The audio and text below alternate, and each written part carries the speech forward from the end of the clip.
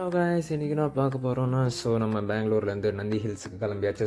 பெங்களூர் இருக்கிற எல்லா மக்களுக்கும் தெரியும் நந்தி ஹில்ஸ் பற்றி. நம்ம இது ஒரு ஹில் ஸ்டேஷன் தாங்க. நந்தி ஹில்ஸ்ன்னு சொல்கிறது. நம்ம காலங்காத்தாலே நான் ஃப்ரெண்ட் ரூம் போயிருந்தேன்.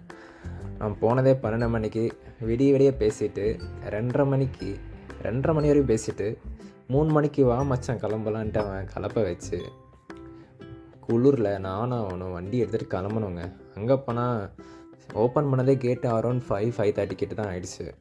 அங்கே நாங்கள் போய்ட்டு ஒரு 1 hour வெயிட் பண்ணிட்டு இருந்தோம். போயிட்டு சரியான குளிருங்க. காலங்காத்தால் பார்த்தீங்கன்னா எப்படி ஃபுல் கப்புள்ஸு. நானும் இவனை மட்டும்தான் திட்டிக்கிட்டு இருந்தோம். ஏண்டா உனக்கும் ஆள் இல்லை எனக்கும் ஆள் இல்லை, இங்கே பார்த்து கஷ்டப்படணுமான்ட்டு. அங்கே போயிட்டு போனோன்னே பட் நல்ல விஷுவல்ஸுங்க. பார்த்தீங்கன்னா க்ளவுட்ஸ்லாம் அப்படியே பயங்கரமாக ஃப்ளோட் ஆகுது. மிதந்துக்கிட்டு நம்ம மேலே அடிக்குது அது இதுன்ட்டு சும்மா ஃபன்னாக இருந்துச்சுங்க. போயிட்டு அங்கே போய்ட்டு சும்மா ஒரு சில ஃபன்னுகள் நானும் அவனும் ஃபோட்டோ ஷூட் பண்ணலான்ட்டு. நமக்கு சுத்தமாக போஸ்லாம் கொடுக்க வராது. ஃப்ரெண்டு வந்தது அவனுக்கு ஃபோட்டோ எடுத்து கொடுத்துட்டு இருந்தேன். அங்கே போன பிறகு சரி அங்கேருந்து வேறு எங்கேயாச்சும் போகலாமான்ட்டு பிளான் பண்ணிகிட்டு இருந்தோம். நானும் என் ஃப்ரெண்டும் ஓகே போகலாம். இதுதான் வீடியோ பார்த்தீங்கன்னா ஃபன் பண்ணிட்டு இருந்தோம். ஃபோட்டோ எடுக்கலாம், ஷூட் பண்ணலாம் அது இதுன்ட்டு.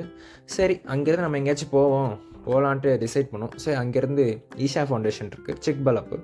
அங்கேருந்து ஒரு 1/2 hourல சிக்பல்லாப்பூர் போயிட்டோம். போனோன்னே சிவன் கிட்டன பிளெஸிங்ஸ் வாங்கிட்டு வாபஸ் வந்தாச்சுங்க.